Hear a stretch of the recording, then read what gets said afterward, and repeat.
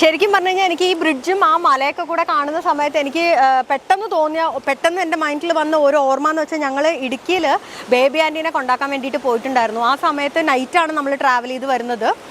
അപ്പം ഇതേപോലെയുള്ള ഒരു ലൊക്കേഷൻ അവിടെയുണ്ട്. നമ്മുടെ ഇടുക്കിയിലേക്ക് പോകുന്ന സമയത്ത് ഒരു ബ്രിഡ്ജ്, അതിൻ്റെ സൈഡിലായിട്ട് നിറച്ച് ഇതേപോലെ തന്നെ ഉണ്ടായിരുന്നു. എനിക്ക് പെട്ടെന്ന് ഇവിടെ നിന്നിട്ട് ആ ഒരു വ്യൂ കണ്ടപ്പോൾ എനിക്ക് പെട്ടെന്ന് അതാണ് ഓർമ്മ വന്നത്. അപ്പോൾ ഇതൊക്കെയാണ് നമ്മുടെ വീഡിയോയിലുള്ള വിശേഷങ്ങൾ. ഇനിയിപ്പോൾ ഇവിടെ നിന്ന് അങ്ങോട്ട് പോകുമ്പോഴും എന്തൊക്കെയാണെന്നുള്ളത് നമുക്ക് അറിയാൻ പറ്റില്ല.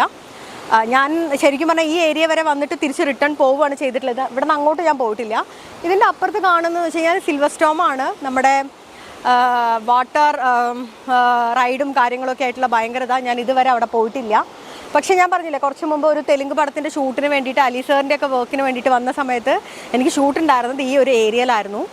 അത് കുറേ വർഷം മുമ്പാണ്. എനിക്ക് തോന്നുന്നു ഒരു 4 വർഷം 5 വർഷം മുന്നേ ആയിട്ടാണ് നമ്മളത് ചെയ്തിട്ടുണ്ടായിരുന്നത്. അത് ഭയങ്കര എക്സ്പീരിയൻസ് ആയിരുന്നു. കാരണം കാടിൻ്റെ നടുക്ക് കൂടെ ഓടണമായിരുന്നു. ഞാനാണെങ്കിൽ ഹൈ ഹീൽസ് ആയിട്ടിട്ടുണ്ടായിരുന്നത്.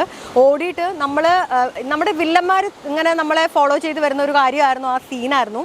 പക്ഷേ റിയലായിട്ട് നമ്മൾ വീണു, ശരിക്കും മൊട്ടൊക്കെ പൊട്ടി ഭയങ്കര സീനായിരുന്നു. പക്ഷെ ആ ഷോട്ട് എനിക്ക് സിനിമയിൽ കാണുന്ന സമയത്ത് കാരണം റിയലായിട്ട് വീണതാണല്ലോ. അപ്പോൾ പിന്നെ ആ ഒരു എക്സ്പ്രഷനാണല്ലോ നമുക്ക് വരിക, അഭിനയമല്ലല്ലോ, അത് റിയൽ ആണല്ലോ.